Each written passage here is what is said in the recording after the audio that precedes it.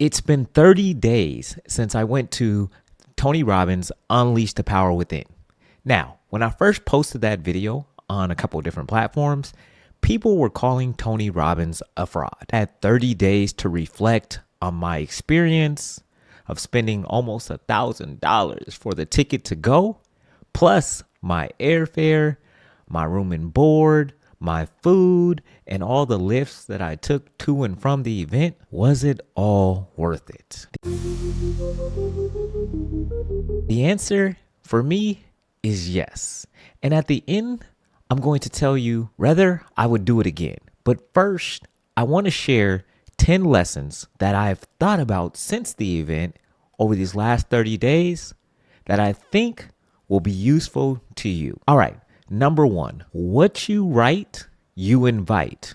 What you don't, you won't. This one is boom. It kind of like that just says it all. What you write, you invite. One day I was lacking some motivation as far as figuring out what to do next.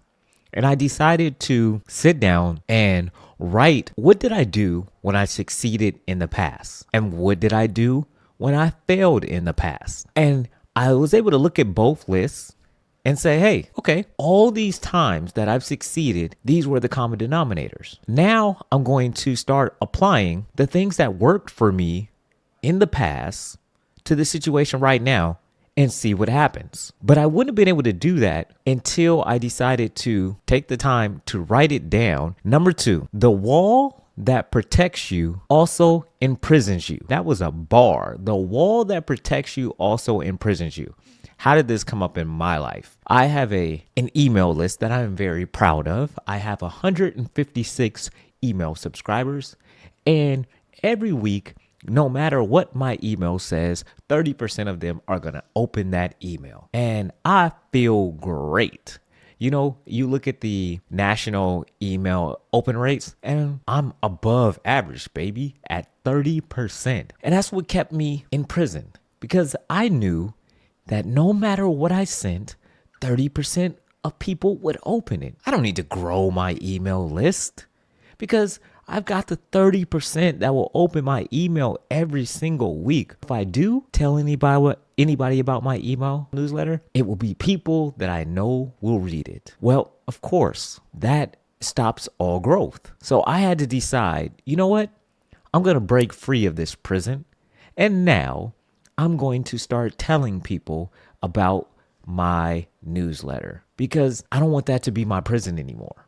I want to put myself out there and get more subscribers because I know that I have something of value to share and I want to share it. So I got to get out of my own way. I got to escape the prison. I start right where I'm at. So if you want to get the Unleashed Letters newsletter, look for the link in the bio, baby. Number 3, gratitude. If you cannot be grateful for where you're at, you're not going to be grateful when you arrive somewhere else. Real gratitude is being grateful for where you're at today. And this one was hard for me prior to going to that event because I got dreams, I got goals, I got aspirations, and I'm not there yet. So trying to be grateful in this moment when there's a moment coming that I want, that I desire, it's a very big shift for me. But when I started to apply this lesson to my life, it actually allowed me to be present more. Because if I'm present more, I can see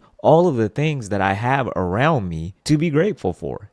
Even if I do not have the success that I want yet, but there are so many things that I can be grateful for. One of them is I woke up today. Another one is I finally discovered after almost 2 years that I had this camera that I could have been using this whole time to make these awesome YouTube videos, but I didn't. But I'm grateful now that I have it, that I discovered it, that I'm using it, right? So there is always something to be grateful for instead of waiting till some later moment. And even being grateful for the lessons and the setbacks because they're all meant to teach us something and they all make an epic story. If your story was just everything I did, I succeeded, if you didn't have to overcome anything, nobody's going to really resonate with that. But if you had to get knocked down, get back up, that's what we experience. Other people experience in real life too. So having that as part of your story makes you human. Number 4, realization. Once I realize I am somebody, I don't have to try to be somebody. And when I heard this at this seminar, it blew my mind because I've spent so much time trying to be somebody instead of realizing I am somebody.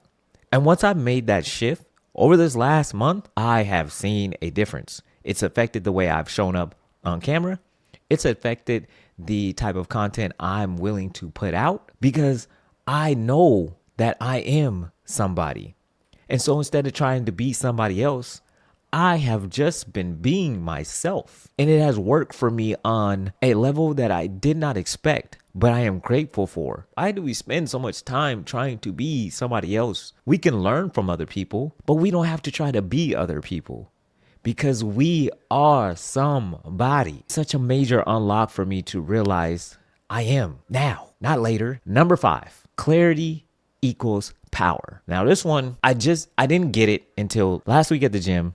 My first few weeks at the gym, I had so much anxiety, maybe not the right word, but there was something in the back of my mind every time I went to the gym. And I'm here, I'm working out. I can tell that I'm having these gains, but I didn't know where I started. And since I didn't know where I started, I don't know how far I came. And since I didn't know how far I came, I couldn't really enjoy to the fullest. But within the last week, I decided, you know what? I got to step on the scale and figure out how much I weigh. And then once I figured out how much I weigh, it created clarity because I know what I weigh.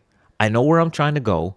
And now I can measure all of the inputs from where I'm at to where I want to go. And that clarity for me is power because it's no longer feeling like I'm in the gym aimlessly. And the clarity is giving me the ability to say, hey, I may have to make some adjustments.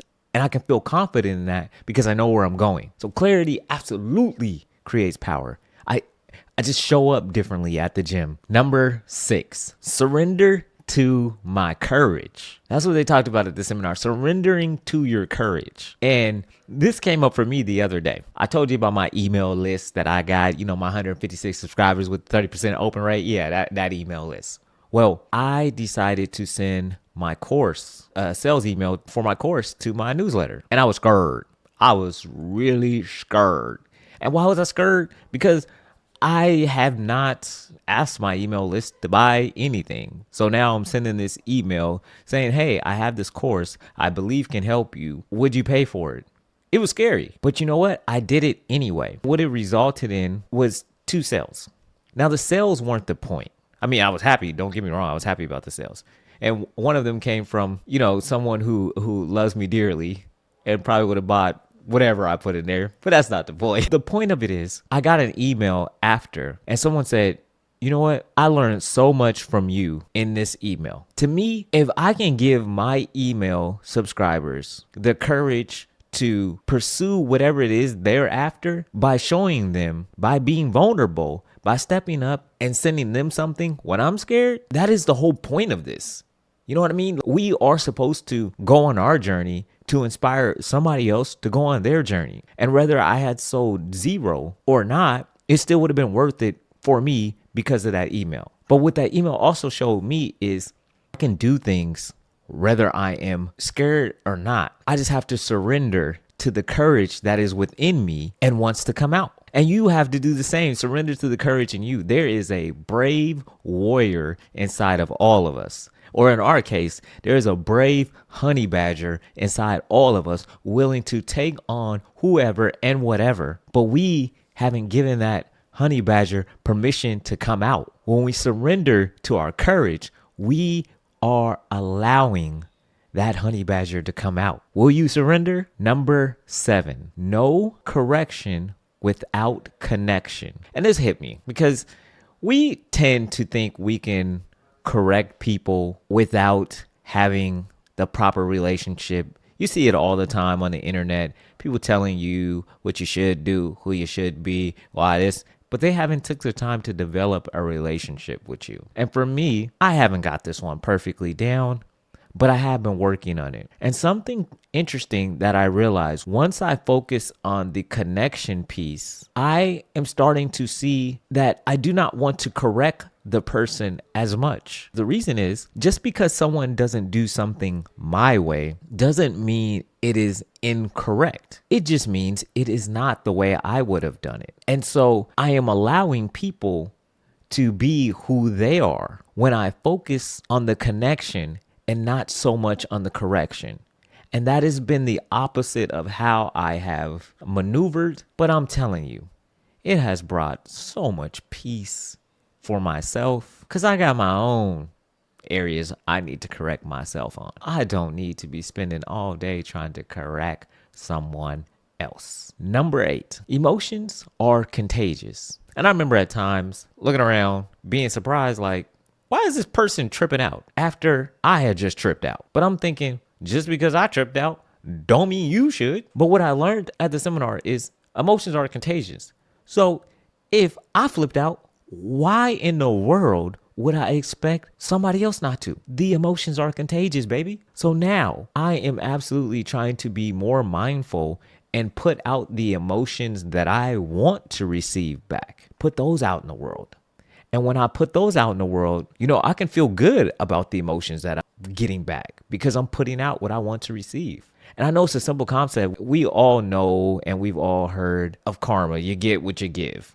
I get that. But on a practical level, we don't always think of that when it comes to emotion. But now having this in my mind, even when I get something back that I did not expect, I start with me first. Okay, what was my emotions going into this situation? And then I'm able to work back. I can see, sometimes it started with me. Other times that's just that person. So I don't need to take that on. But just being mindful of that is really something that has been helping me lately. And I have not perfected it. Sometimes I still but I am working on doing that a lot less. Now, mental state plus action determines results. Yes, mental state plus action determines results. I have never heard this formula before, but the formula made sense when I have taken fearful action, unsure or fearful over whatever the situation was. My action would be timid, and the results that I would get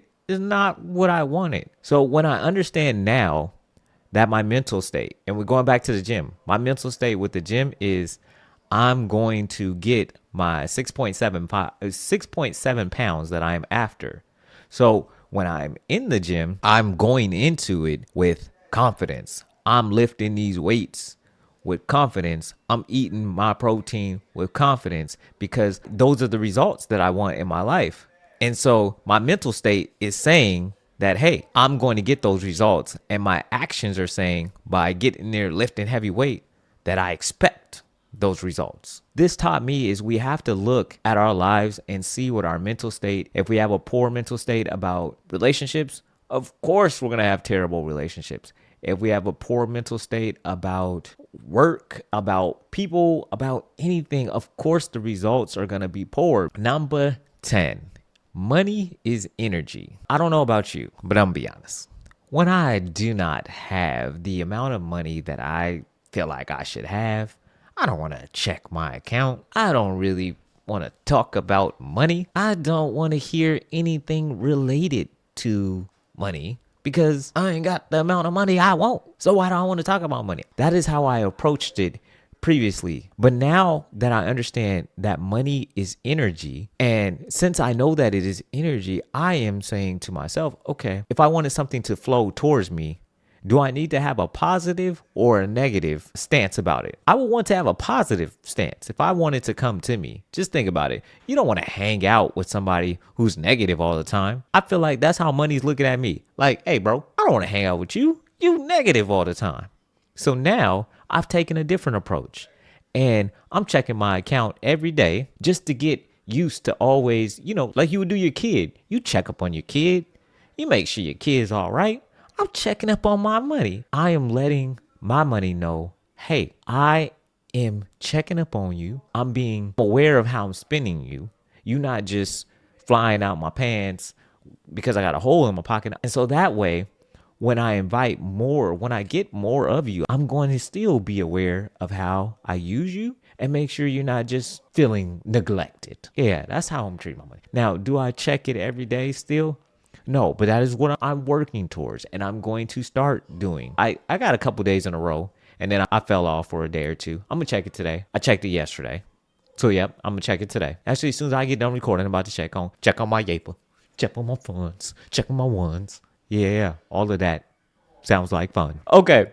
Now, those were the 10 lessons that I learned from going to this Tony Robbins seminar, and this is my 30 days out. Now, the question I said I would answer at the beginning is, do I believe it's worth it? And even 30 days later, I still believe it's worth it. But I also want to say that everything that happened wasn't all because I went to the Tony Robbins event. What I realize now is the Tony Robbins event was the tipping point. And so because it was a tipping point and I went, everything that I had already learned previously to that, it tipped over based on the information that I received there, and I was able to put it into practice. But I had already, in essence, been stacking blocks. But sometimes we need something or someone to tip it over to where we say, okay, now all these pieces have came together and I'm going to apply them. I'm going to use them. I'm going to put them out into the world. And that is what happened for me with the Tony Robbins event. Now, if you are a person who is already skeptical, because like we said, our emotions control our results. So if you are a person that is already skeptical and has this belief or this theory about Tony Robbins, you're going to go into any event of his with the wrong mindset. And so because of that, you're going to look for anything that validates whatever you've decided to believe. So his seminar probably wouldn't work for you. But if you're going into a situation with an open mind and you have an understanding that if you get just one gem that changes your life, then it was worth it. And we tend to miss that thing. It's like an all or nothing, but nothing is all or nothing. There is not one person on this earth that is perfect. So expecting this one person to give you no, we take bits and pieces from everywhere. That's what we're supposed to do. And in this event, I got the pieces that I needed. So I do not believe for a second, for me, that he is a fraud. If you did not check out my last video on a book review that we did, Why What You Think of Me Is None of My Business, check it out. All right. Until next time, make sure you like, comment, and subscribe. And I hope you like my new setup because this is my setup. Peace.